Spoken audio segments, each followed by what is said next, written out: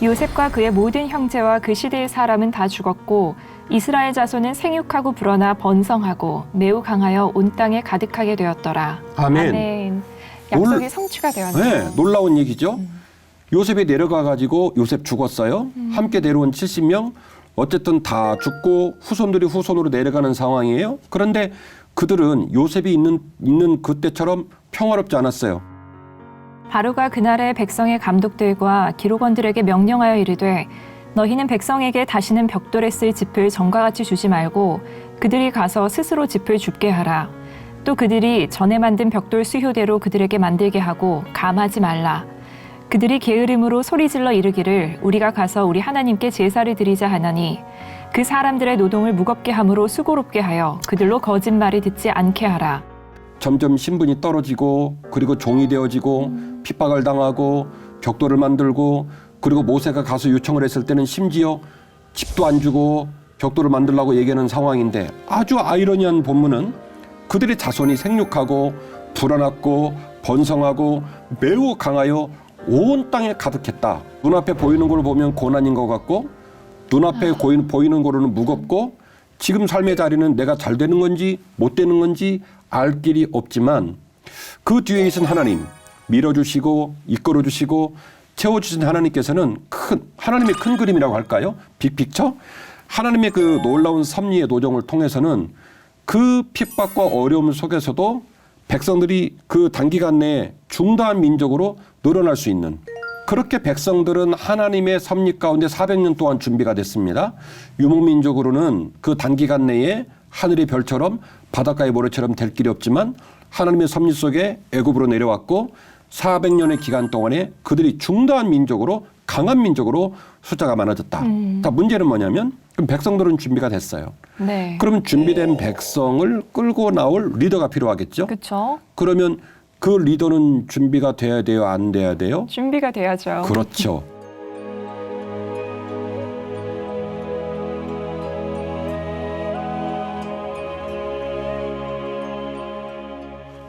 모세 이름이 뜻이 뭔지 혹시 아세요? 제가 그때 얼핏 듣기로는 강에서 이렇게 건져 올려내다라고 들었었던 것 같은데 아무튼 맞나요? 우리 주인 씨는 제가 질문해가지고 답이 안 나올 때가 없어요. 모세의 뜻은 물에서 건지다라는 뜻입니다. 아므람과 요국벳에게 태어난 모세는 아론, 미리암, 모세 이렇게 이제 3남매 이런 상황인데 잘 아시는 것처럼 바로 왕이 아까 우리가 함께 읽은 본문의 말씀처럼 이스라엘 백성들을 핍박하고 그들을 종된 신으로 만들었는데 얘네가 막 너무너무 숫자가 늘어나는 거예요. 강해지는 거예요. 그래서 걱정이 돼가지고 남자아이가 나면 다 죽여버려라. 그런 거예요. 그래서 다 죽였어야 하는데 이 모세를 낳은 부모님이 너무너무 가슴이 아프고 이 아이가 예쁘고 너무 소중하고 그래가지고 그냥 나일강에다가 띄워보냅니다. 띄워보내고 애굽의 공주가 이제 모세를 물에서 건지죠. 그래서 네. 이름이 모세라는 뜻입니다. 이 모세는 그래서 공주의 이제 양아들이 되어서 왕자의 신분으로 40년 동안 애굽의 왕자 신분으로 살아요.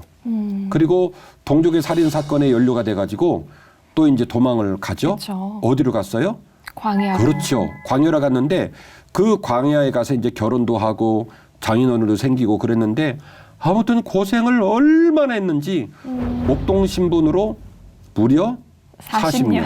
그러니까 이제 인생이 너무 극단적인 게 그쵸. 처음 40년은 왕자고 나머지 40년은 목동이고 네. 이쪽은 부유한 사람이고 이쪽은 광야에서 가난하게 사는 너무너무 가난한 사람이고 모세 입장에서는 내가 왕자로 40년을 살다가 동족의 살인 사건에 연루가 돼서 나 이렇게 고난당하지 이렇게 생각할 수 있겠지만 하나님 편에서는 그 기간이 모세로 하여금 중다한 사람들을 완벽하게 리더로 이끌어갈 수 있는 그 리더십이 차곡차곡 준비되어지고 빚어지는 시기였다라고 성경이 증거하고 있는 것입니다.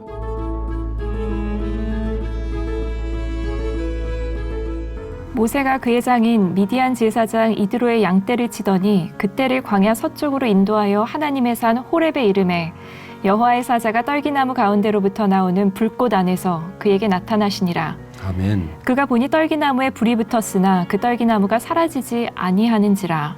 이에 모세가 이르되 내가 돌이켜 가서 이 큰 광경을 보리라.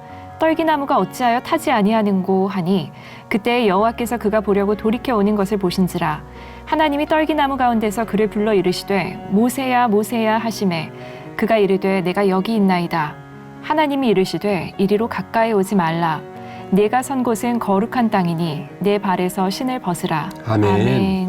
굉장히 유명한 부문을 읽으셨는데요. 오늘 상황은 이런 거예요. 모세가 양떼를 끌고 그 양떼는 누구냐면 장인어른 이드로의 양떼를 끌고 가는데 호렙산에 있는 가시떨기 나무에 불이 붙은 겁니다. 가시떨기 나무에 불이 붙는 건 흔한 일이에요. 아주 건조한 땅에서 기후 조건이 맞고 강렬한 태양빛이 내리고 그러면 떨기나무에 가끔씩 불이 붙습니다. 우리도 왜 산불 방지 기간 뭐 이때는 막 걱정하잖아요. 네. 아무것도 아닌 일로 막 불이 붙으니까.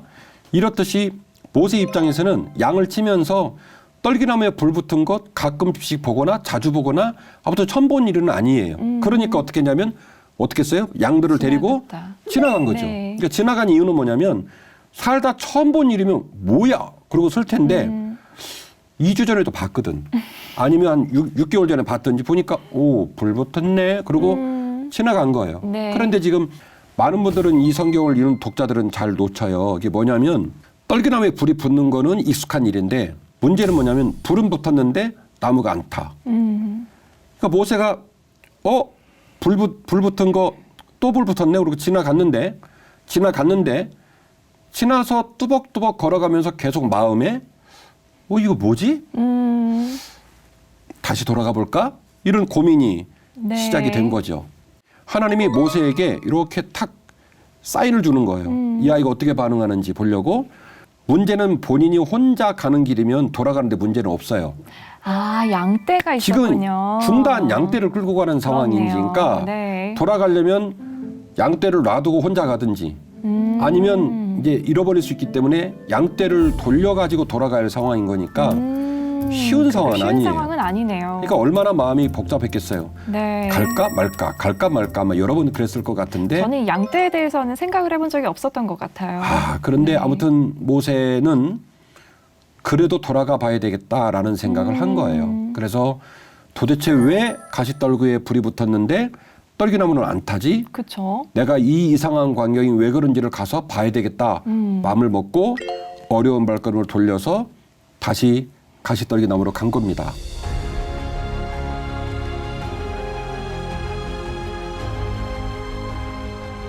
(40년) 동안 그들이 여행을 하는데 그 어려운 여행길이 그래도 순탄하게 진행이 됩니다. 탁월한 지도자 때문이거든요.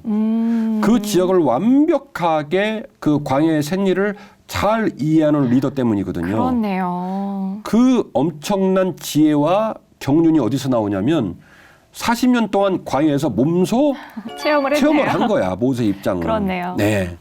겨울이란 날씨가 어떤지, 밤은 어떤지, 아침은 어떤지, 낮에는 온도 관리를 어떻게 해야 되는지, 물은 어디서 얻어야 되는지, 이 산을 넘으면 계곡이 나오는지, 이 산을 넘으면 풀이 있는지 다 케이스 바이 케이스로 그냥 훈련을 있는 대로 다 한 거예요. 40년 동안. 그렇게 하고 나서 하나님께서 드디어 호렙산 가시떨기에서 말을 걸어주셨는데 문제는 뭐냐면 모세가 그 말을 알아들었다는 거예요.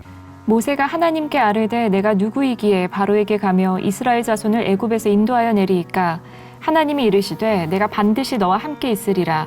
내가 그 백성을 애굽에서 인도하여 낸 후에 너희가 이 산에서 하나님을 섬기리니 이것이 내가 너를 보낸 증거니라. 아멘. 아멘. 드디어 하나님께서 모세를 만나 주셔서 얘야 너 말이야 왕자였는데도 불구하고 그것도 눈물 나는 왕자였고 목동인 신분이 40년 네 세월이 얼마나 눈물이 많고 가슴이 아팠나 모르겠지만 이제 내가 너를 백성의 지도자로 삼을 거야. 그러니까 모세가 겁이 덜컥 난 거예요. 하나님, 제가 이래봬도 애굽에서 왕자를 40년 했어요. 그 애굽이란 나라는 하나님 동네 구멍가게가 아닙니다. 바로의 가문이 보통 가문이 아닙니다. 애굽의 이 문명 보통 문명이 아닙니다. 민간인인 제가 가서 거기서 백성들을 데려온다니요. 하나님 저 못 가요. 그러니까 하나님 뭐라고 하냐면 걱정하지 마로. 내가 너를 보내고 실제로 너를 통하여 백성들을 데리고 나와서 하나님께 마음껏 예배하는 날을 오게 할 텐데 그것이 증거가 될 거야. 아멘. 걱정하지 마. 그 놀라운 축복이 너에게 임할 것인데 그것이 내가 너를 보낸 증거가 될 것이다. 아멘. 이렇게 이야기를 하시는 거죠. 자, 이런 전환점을 통해서 하나님은 모세를 만나 주셨고 모세는 드디어 지도자로 거듭나기 시작합니다. 잘 아는 것처럼 10가지의 재앙 사건 그리고 장자가 죽는 사건 이 사건들을 거치면서 이스라엘 백성들이 드디어 그 유명한 출애굽을 하게 되죠.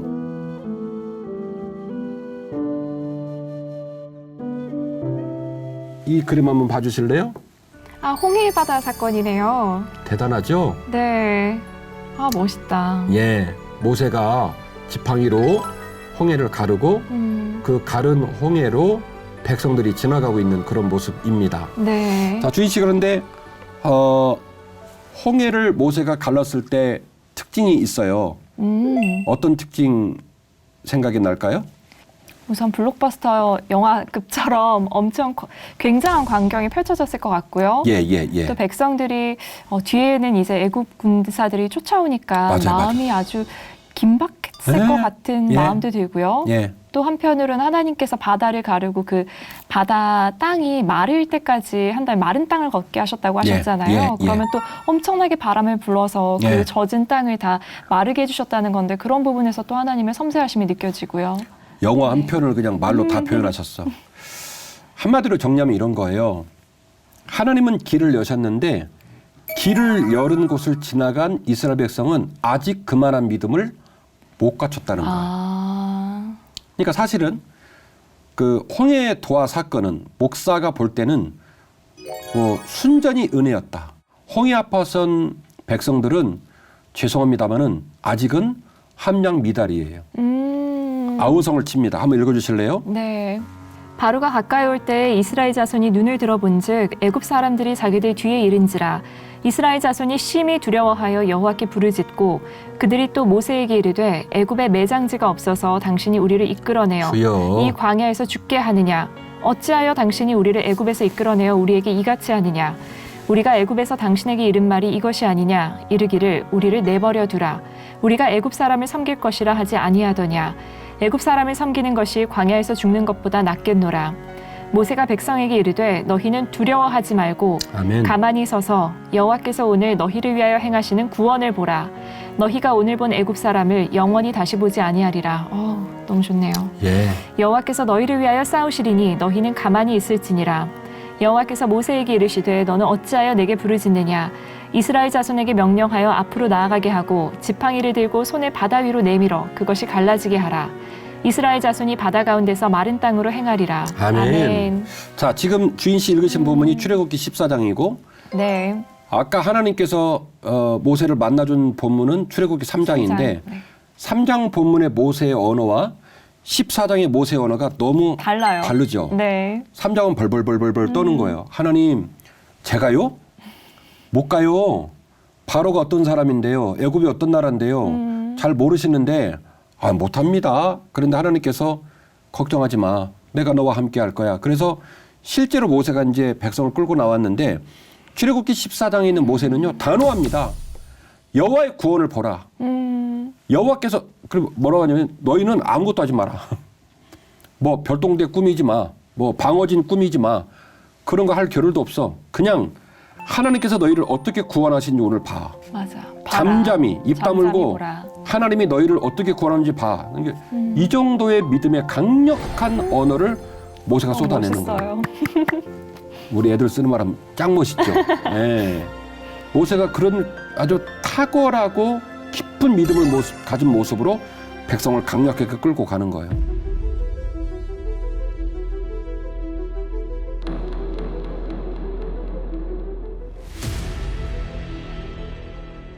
그때 아말렉이 와서 이스라엘과 르비딤에서 싸우니라. 모세가 여호수아에게 이르되 우리를 위하여 사람들을 택하여 나가서 아말렉과 싸우라.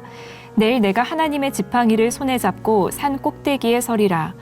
여호수아가 모세의 말대로 행하여 아말렉과 싸우고 모세와 아론과 훌은 산 꼭대기에 올라가서 모세가 손을 들면 이스라엘이 이기고 손을 내리면 아말렉이 이기더니 모세의 팔이 피곤함에 그들이 돌을 가져다가 모세의 아래에 놓아 그가 그 위에 앉게 하고 아론과 훌이 한 사람은 이쪽에서 한 사람은 저쪽에서 모세의 손을 붙들어 올렸더니 그 손이 해가 지도록 내려오지 아니한지라. 여호수아가 칼날로 아말렉과 그 백성을 쳐서 무찌르니라. 아멘. 출애굽을 한 이스라엘 백성들이 하나님의 그 말씀을 따라 이동하는 가운데 르비딤에서 아말렉 사람들과 싸웠던 얘기를 함께 읽으셨어요. 잘 아시는 것처럼 웬만한 성도들은 다 아는 얘기예요. 아말렉과 르비딤에서 이제 여호수아가 싸웁니다. 그래서 삶의 자리에 싸움은 여호수아가 하는 거예요. 네. 실제로 칼 들고 창 들고 또 군사들과 함께 나가서 르비딤과 함께 저 이제 땅에서 막 싸우는 거예요. 그런데 네. 그 모습을 지켜볼 수 있도록 높은 산에 올라가서 모세가 그들을 위해 이제 기도하는 거예요. 네. 그래서 하나는 삶의 자리가 있고 하나는 믿음의 자리가 있는 거예요. 동시에. 밑에서는 삶의 자리에서는 무기를 들고 싸움을 싸우고 그쵸. 바로 뒤에 높은 산에서는 믿음의 자리에서 여기서도 영적으로 싸우는 거예요. 네. 모세가 손을 들고 그들을 위해 축복하고 네. 기도하게 되는데 문제는 이 기도라는 과정 가운데서 우리가 신앙생활을 하면서 생각해 보아야 될 중요한 상징적인 현상이 나타납니다. 손이 올라가면 여호수아가 이기고 네. 손이 내려오면 여호수아가 지는 거예요. 네. 그래서 모세를 도와서 올라갔던 아론과 훌이 이거 안 되겠는데? 그래가지고 돌을 하나 갖다 놓고 모세를 앉힙니다. 앉히고 이 좌우에 있는 분들이 모세 팔을 잡아서 못 내려오도록 들어 올려요. 피곤하면 내려오니까. 네. 그래서 모세 손이 끝까지 올라가 있어서 그들을 축복하고 그들을 위해 중보하고 그들을 위해 기도하고 그 기도의 백업을 받으면서 지원을 받으면서 여호수아가 아말렉과의 싸움을 이겼다. 와. 자, 이런 내용이지요. 이 전쟁은 너희들의 출애굽 노종 속에 있었던 하나의 에피소드가 아니라 너희들 후손들이 꼭 기억해야 돼. 그러니까 이건 놀라운 얘기예요. 이 일련의 일들이 하나의 이런 일도 있었대라는 것이 아니라 앞으로도 이런 일이 있을 때 너희들이 이렇게 해라고 하는 교훈과 그리고 가르침의 지평 속에서 이 전쟁이 작동이 된다는 얘기예요. 네. 제가 무슨 말을 하는지 후속절을 한번 읽어보겠습니다. 네. 여호와께서 모세에게 이르시되 이것을 책에 기록하여 기념하게 하고 여호수아의 귀에 외워 들리라. 외우라고 나오네요. 그렇죠? 내가 아말렉을 없이 하여 천하에서 기억도 못하게 하리라. 모세가 제단을 쌓고 그 이름을 여호와 니시라 하고 이르되 여호와께서 맹세하시기를 여호와가 아말렉과 더불어 대대로 싸우리라 하셨다 하였더라. 아멘. 여호와 니시라는 말은 하나님은 나의 깃발이라는 말입니다. 네. 여호와께서 나의 깃발이시다. 근데 고대 사회의 깃발은 전쟁을 나갈 때 힘과 능력을 얘기할 때 쓰이는 표현인데요. 그래서 하나님께서 살아계셔서 그의 능력으로 싸우신다. 여호와 니시. 하나님은 나의 깃발 이 말인데요. 놀라운 것은 왜 이 전쟁이 이기게 됐는지를 기록물로 남겨서 후대 사람들이 읽게 해. 네. 너 여호수아에게 이거 다 기억하게끔 외우라고 그래. 그 말은 무슨 얘기냐? 이 사건은 르비딤에 있었던 이스라엘과 여호수아와 모세와 아론과 훌에게 있었던 하나의 단편적 사건으로 끝나서는 안 된다는 거예요. 앞으로 너희들이 또 다른 전쟁, 또 다른 삶의 자리에 있다 할지라도 이 원리로 전쟁이 승리했다는 것을 잊어버리면 안 돼. 그걸 가르쳐야 돼. 그걸 기억하게 해. 그래서 나는 여호와 니시, 하나님은 나의 깃발이라는 것을 꼭 기억하도록 하거라 라고 하는 교훈과 가르침의 역할을 하고 있다는 거죠. 네.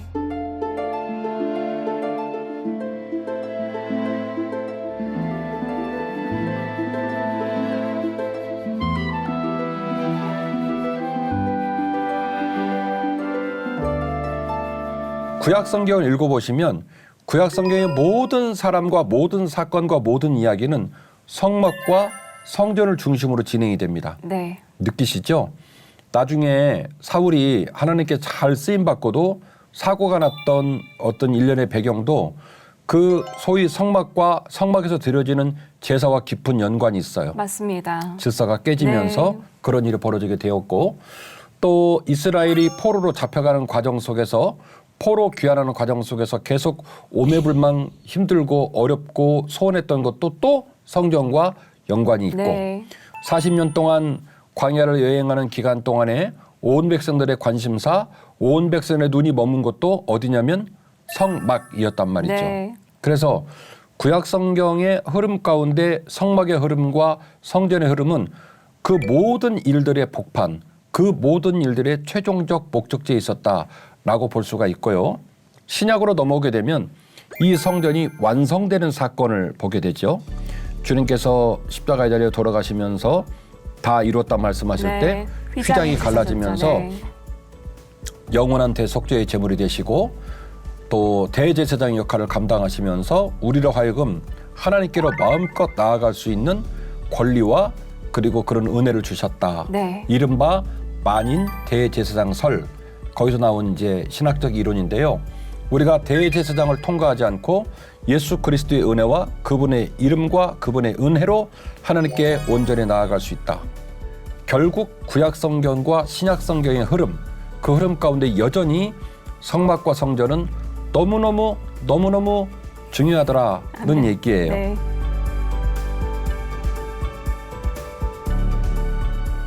첫 번째 스토리인데요. 성막과 성전은 하나님의 설계대로 지음을 받았다는 거예요. 네. 예, 많은 성도들이 성막이 중요하다는 걸 압니다. 성전이 중요하다는 걸 압니다. 그러나 성막과 성전이 지어지는 과정을 보면 되게 신비해요. 모세가 하나님의 뜻을 따라 성막을 짓고 네. 나중에 또 솔로몬이 솔로몬 성전을 짓고 그 과정을 진행하는데 너무 신기한 것은 그것이 인간이 하나님을 섬기는 의도를 가지고 만든 건물이 아니라는 거예요. 이 땅에 수많은 신전이 있습니다. 이 땅에 수많은 종교가 있습니다. 그런데 기독교라는 종교의 독특성, 성막과 성전이 인간이 하나님을 특정하고 그 하나님 마음을 섬기기 위해서 자기들 나름대로 건물을 지어 바친 게 아니라 하나님께서 설계도를 줬다는 거예요. 네. 내가 그들 중에 거할 성소를 그들이 나를 위하여 짓되 무릇 내가 내게 보이는 모양대로 장막을 짓고 기구들도 그 모양을 따라 지을지니라. 아멘. 아멘. 시내산에서 하나님께서 십계를 주시고 네. 하나님 백성들이 살 수 있는 모든 윤리와 규례들을 말씀해 주시면서 네. 그때 하나님께서 나와 너희들이 만나는 집을 짓자라고 제안을 하시고 그 성막을 짓는데 뭐라고 말씀하시냐면 모세야 네 맘대로 짓지 마. 내가 너희들을 만나는 내 집은 내가 너에게 명하는 모든 양식대로 지어. 거기에 들어갈 기구들도 내가 지정해 줄 테니까 그 모든 것대로 건물을 지어야 된다라고 해서 엄밀히 말하면 이제 천막 형태로 돼 있으니까 네. 건물은 아니지만 이동 중에 있는 그 이스라엘 민족들의 주거 형태로 따지면 그들의 지었던 장막에 비하면 최고의 건물이에요. 성막이. 제가 이걸 왜 강조하냐면 하나님께서 거기서 백성을 만난다 말씀하셨거든요. 네. 그리고 말씀하시기를 그 모양, 크기, 기능 내가 말하는 대로 지어라는 얘기는 그 공간이 특별한 목적을 따라 지어지고 그 공간에 왔을 때, 그 공간에서 행위를 할 때 그 공간에 온 자들에게 그 공간이 영향을 준다는 거예요. 아무렇게나 막 만든 부분이 아니기 때문에 그렇죠. 절차가 있고 의식이 있고 네. 질서가 있고 그 모든 흐름들 속에서 하나님을 더 깊이 만나고 하나님과 함께 소통할 수 있는 그 의미가 가장 크게 발현될 수 있도록 하나님이 설계를 한 거예요. 네. 그 설계를 가지고 성막을 지은 거예요. 두 번째는요, 성막과 성전에 하나님과 백성의 마음이 담겼다는 거예요. 첫 번째는 그냥 지은 게 아니라 하나님께서 설계도를 주셨다. 네. 두 번째는 성막과 성전에 똑같이 각기 다른 건물임에도 불구하고 거기에 하나님의 마음과 백성들의 마음이 담겼다는 얘기인데요. 브살렐과 오홀리압과 및 마음이 지혜로운 사람 곧 여호와께서 지혜와 총명을 부으사 성소에 쓸 모든 일을 할 줄 알게 하신 자들은 모두 여호와께서 명령하신 대로 할 것이니라. 모세가 브살렐과 오홀리압과 및 마음이 지혜로운 사람 곧 그 마음에 여호와께로부터 지혜를 얻고 와서 그 일을 하려고 마음에 원하는 모든 자를 부르매 그들이 이스라엘 자손의 성소의 모든 것을 만들기 위하여 가져온 예물을 모세에게서 받으니라. 그러나 백성이 아침마다 자원하는 예물을 연하여 가져왔으므로 성소의 모든 일을 하는 지혜로운 자들이 각기 하는 일을 중지하고 와서 모세에게 말하여 이르되 백성이 너무 많이 가져오므로 여호와께서 명령하신 일에 쓰기에 남음이 있나이다. 모세가 명령을 내리매 그들이 진중에 공포하여 이르되 남녀를 막론하고 성소에 드릴 예물을 다시 만들지 말라 하매 백성이 가져오기를 그치니 있는 재료가 모든 일을 하기에 넉넉하여 남음이 있었더라. 아멘. 이래서 목사님께서 온 백성의 마음이 담겨 있다고 하셨군요. 읽기만 해도 은혜가 되고 네. 제가 현장에 있는 담임 목사입니다마는 우리들의 교회와 우리들의 예배당과 우리들의 목회 현장에 목사와 성도의 마음이 이렇게만 쏟아질 수 있다면 하나님의 나라가 하늘에서 이루어진 것처럼 이 땅에 이루어지는 걸 눈으로 목도하겠구나 이런 네. 느낌이 드는 거예요. 모세 당시에 부살렐과 오홀리압은 건축 전문가입니다. 모든 사람이 인정해주는 뛰어난 건축 전문가인데 방금 주인 씨 읽어주신 본문의 말씀 보면 그들이 비록 뛰어난 건축 전문가이었음에도 불구하고 어떻게 건물을 짓기 시작했냐면 하나님이 주신 영감을 따라 하나님 주신 지혜를 따라 건물을 지었다는 거예요. 네. 그러니까 완벽한 거예요. 설계도는 누가 주셨다고 그랬죠? 하나님이 주셨고 그들이 그 건물을 짓는데 하나님께 주신 지혜와 영감을 따라 그들의 모든 은사와 달란트를 작동시켜서 건물을 지었고 네. 자, 그분들은 이제 은사와 달란트로 실무팀이에요. 실무를 보는데 와우. 지금 이들이 광야를 여행하잖아요. 애굽에 있었다면 뭐 목공소도 따로 있고 철공소도 따로 있고 석공들도 따로 있고 이러겠죠. 근데 광야를 여행하는 중에 뭐 자원이 많이 있었겠습니까? 다 형편과 그쵸. 처지가 어렵죠. 네, 그럼요. 그런데 말이죠. 와우. 그 이스라엘 백성들이 하나님께서 하나님의 집을 짓는다는 얘기를 듣고 막 집집마다 뭘 들고 와서 계속 뭘 가져오는 거예요. 그래가지고 부살렐과 오홀리압이 심지어 건축을 딱 멈추고 모세에게 와서 청원을 합니다. 모세요. 그만 좀 가져오라 가세요. 일을 못 하겠어요. 이거야말로 행복한 고민이죠. 그래서 모세가 백성들을 다 부릅니다. 건축 전문가인 부살렐과 오홀리압이 얘기하기를 당신들이 가져온 모든 금붙이와 재료들이 이 건물을 짓고 남음이 있다 하니 그만 가져와도 되겠다. 그러니까 온 백성이 직접 건물을 짓진 않았지만 그들의 마음을 다 거기다가 쏟아놓은 거예요. 네. 그렇고 힘들고 어려웠을 때 쏟아내서 그래서 기술자는 기술을 가지고 또 백성들은 금붙이나 그들의 소재들을 가지고 하나님께 나와서 자신들의 마음을 다 쏟아놓아서 건축이 마련된 것이 바로 성막이었다라고 하는 것이죠. 또 지난 회차 말씀이 생각이 나는 게 네, 목사님께서 이제 그 소명 부르심을 입은 자들이 즉각적으로 순종해야 한다고 하셨잖아요. 네. 따라야 한다고 하셨는데 네, 네. 오늘 말씀에도 읽다 보니까 이들이 중단하고 이제 바쳤다고 하잖아요. 네. 그래서 이들이 다 콜링, 그러니까 부르심을 받고 하나님께서 부르실 때 다른 사람들이구나. 즉각적으로 다른 사람들이구나. 맞아요, 라는 맞아요. 생각이 다시 들었습니다. 즉각적으로 따랐던 거예요. 네. 제가 지금 이제 계속 성막 얘기를 이어갈 텐데 성막이 만들어지는 상황은 광야입니다. 그러니까 광야에서 건물을 만든다는 건 쉽지가 않죠. 네. 그런데 설계도를 누가 줬다 그랬죠? 하나님 줬어요. 그러면 마음대로 못 만들어요. 더 크게 만들 수도 없고 더 작게 만들 수도 없고. 그대로 따라야죠. 왜? 설계도를 주셨으니까. 네. 그런데 이제 제가 소개를 하겠지만 이 건물이 비록 지금의 건물로 보면 건물이 아니라 천막 수준이지만 당시 모두가 천막을 짓고 있는 그들의 모습으로 보면 만만한 건물이 아니에요. 성막이 어떤 구조로 되어 있냐면 성막 본체가 있고 바깥에 성막이 있었어요. 네. 왜냐하면 벌판에서 이제 백성들이 움직이니까 우리가 지난 회차에 말했던 것처럼 12지파가 방사형으로 이렇게 원형을 만들어서 방사형으로 성막을 감싸고 그 센터 복판에 성막이 있는 건데 그래서 성막이 있고 성막 안에 성막 본체가 있는 구조로 되어 있습니다. 바깥의 성막은 100규빗, 길이가 50m, 폭이 50규빗, 폭은 25m, 높이는 2.5, 5규빗이었어요. 네. 그러니까 굉장히 나름 크죠. 네. 길이가 50m, 폭이 25m. 이게 이제 바깥에 있는 성막이고요. 안에 있는 성막 본체는 총 10규빗에 30규빗이니까 폭은 5m, 길이는 15m였어요. 그러니까 지금으로 말하면 그 공사하는 곳에 가면 컨테이너 큰 거 있죠. 네. 그 왜 크레인으로 딱 옮겨놓는 네네. 거의 그 큰 컨테이너하고 비슷하다고 보면 돼요. 그렇군요. 예, 그런 모양으로 돼 있고 지성소는 정사각형이 있어요. 그래서 10규빗 10규빗으로 돼 있으니까 5m 5m 정사각형이 있고 이어지는 성소는 5m 10m. 그리고 이 지성소와 성소 성막 본체는 4겹으로 뚜껑이 돼 있었어요. 네 겹이요? 예, 보통 일이 아닙니다.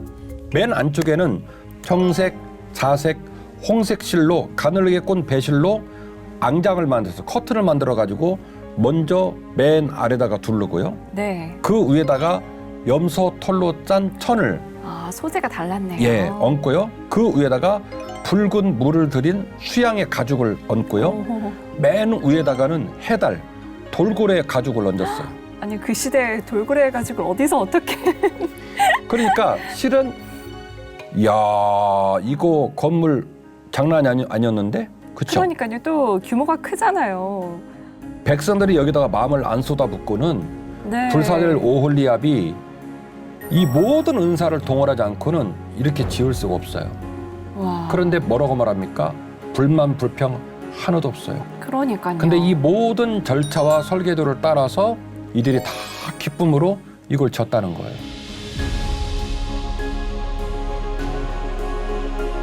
세 번째로 성막과 성전에서 죄를 해결하고 하나님께서 주신 평안이 충만했다는 거예요. 아멘. 자, 그렇게 만들어진 성전에서 무슨 일이 벌어졌습니까? 5대 제사가 드려지죠. 번제, 소제, 속죄제, 속건제, 화제.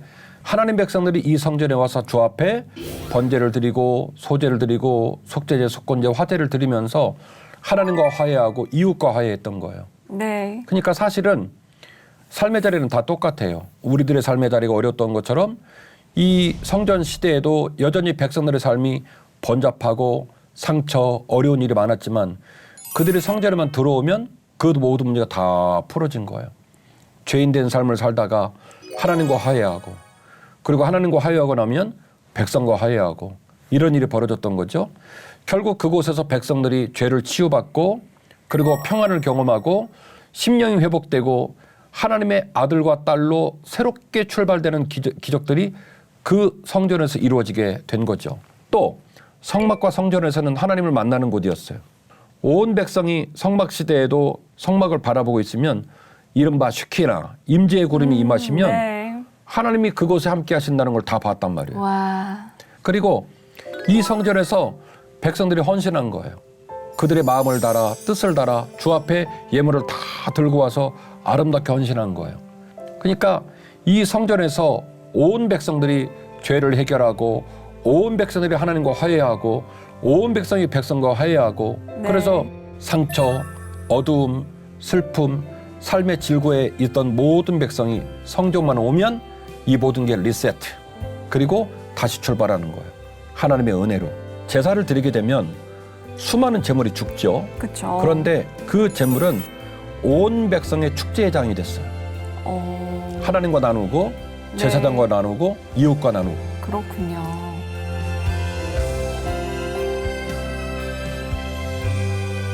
마지막으로 성막과 성전에 하나님의 약속이 있었다는 거예요.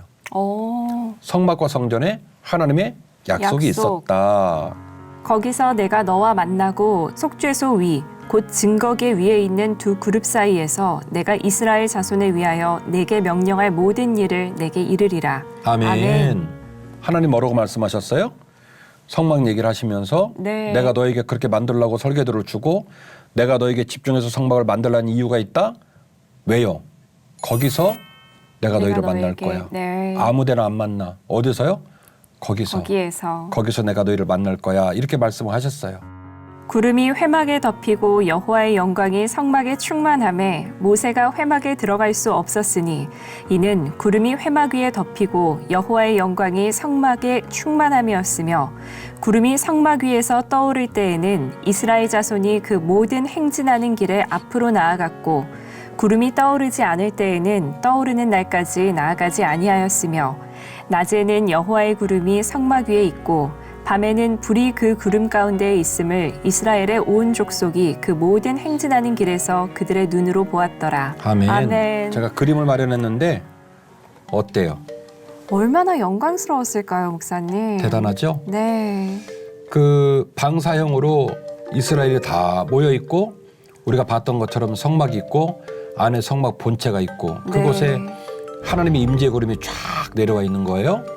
우리가 그동안 들었던 것처럼 찬양할 때 불기둥, 구름기둥 말하듯이 온 이스라엘이 광야를 여행할 때 구름기둥이 이끌어가고 불기둥이 이끌어가고 근데 어떻게 이끌어갔냐면 지금 읽으신 본문에 답이 나와요. 구름이 내려와서 움직이지 않으면 거기 있는 거예요. 네. 구름이 올라가서 움직이면 가는 따라가고. 거예요. 네. 그러니까 하나님의 임재를 따라 사는 거예요. 하나님이 그곳에 계시고 하나님이 또 움직이게 하고 네. 기가 막히죠. 결국 하나님께서 내가 거기서 너희를 만날 거야 라고 말씀하신 설계를 주신 분의 의지가 실제로 나중에 성막이 만들어지고 그 성막이 움직여 가면서 실제로 하나님이 그대로 하신 거예요. 성막에서 백성들을 만나시고 성막을 통하여 백성을 이끌어 가시고 그렇게 진행이 되는 놀라운 일들이 있었답니다.